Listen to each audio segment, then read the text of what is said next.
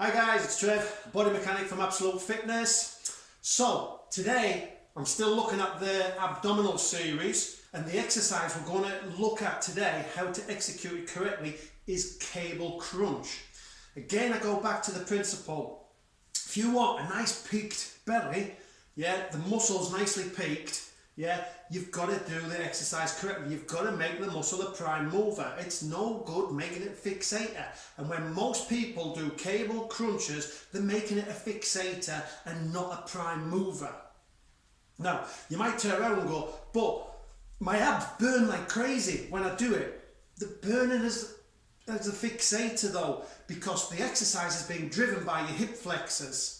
Because your abs can only do so much work, so your hip flexors take over.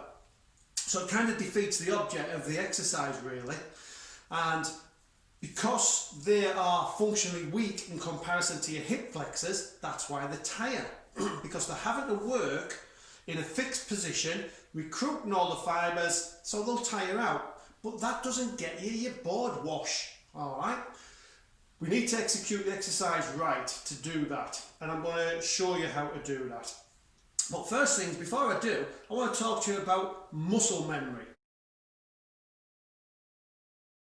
Because I'm quite sure some point in your training, in the gym, you've heard somebody say it.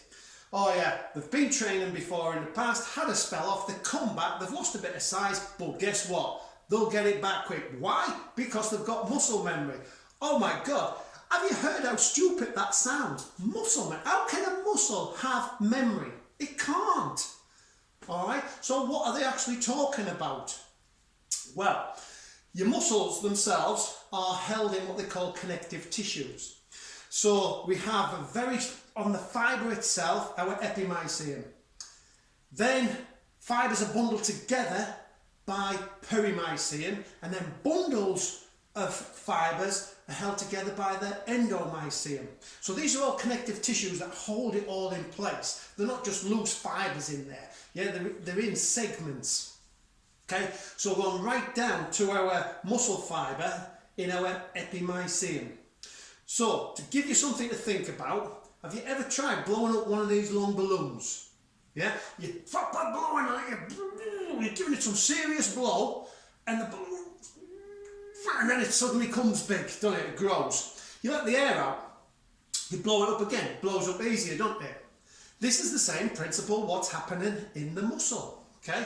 So, as we get stronger, we put in our bodies more contractile protein, so the actin and myosin.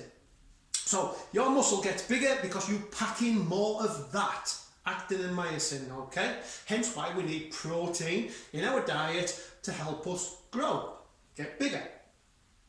Your body is fantastic because if you put it against some kind of resistance that your body's not used to, it will start to adapt. Generally we get an ache because we get microscopic damage to the actin and myosin. We don't tear the fibre, we get microscopic damage to the actin and myosin on the actual binding heads. So your body goes, whoa, I need to adapt here. If I'm going to keep facing this stressor, I need to adapt. So, whilst you're asleep, the repair process starts, and it starts trying to pack in more actin and myosin. But that epimysium is tough cookie. It's a tough connective tissue. It holds us in position. So it has to force in, and over a period of time, that connective tissue stretches a little bit. And we put a new stressor on us again when our bodies become accustomed to it, because I can do that exercise quite well. So then that new stressor causes microscopic damage to the actin and myosin. Therefore, your body recuperates, eating protein, builds on itself, packs a little bit more, it pushes it in, it swells it that little bit more. So that's what's happening. Then I stop training, and my body goes, hang on a minute. To fuel this engine, I need X amount of calories, but I'm not using those calories anymore because I'm not being put through these stressors. So it goes, well, I don't need it no more. And if your body doesn't need something, it'll get rid of it. So you start losing strength because your body starts losing actin and myosin, and then your muscles become a bit softer, not as hard as they used to be, and they start becoming softer. So That means the muscle fibre is, instead of being nice and packed tight, it's now becoming quite loose. Yeah, because you've not got as much actin and myosin in there. So it like shrinks a little bit on itself and it's a bit wrinkly, if you like. And then you go start back training to the gym because you go, bloody hell, I'm not looking as good as I used to. So you go back to the gym and start training. Now, because something has already been stretched, it doesn't have to try and stretch it some more. Therefore, guess what? It can put the actin and myosin back in at a much quicker pace because it's not trying to stretch it. But once it gets it to the stretched position again, that training effect slows down. And that is what they're talking about when they talk about muscle memory. But a muscle can't have memory. That is the fact of it. Simple as. So, without further ado, let us have a little look at our cable crunch.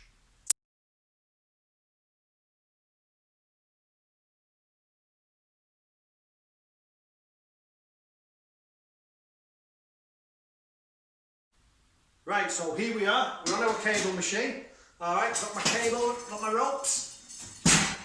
Okay, so what I'm going to do is sit myself back against this pole. I'm going to sit myself right down, keeping my lower back in. This is how most people do a traditional cable crunch. Okay, so this is what they would do. Yeah, so let's have a look at that.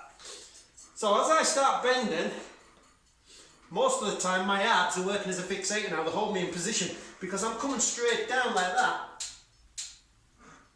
And that's all driven by my hip flexors.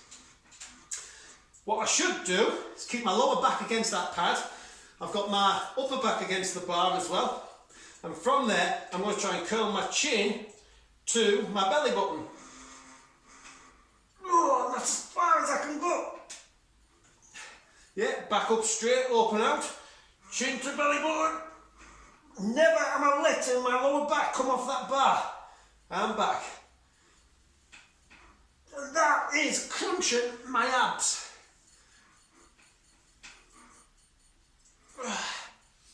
Yeah, it's really crunching them up.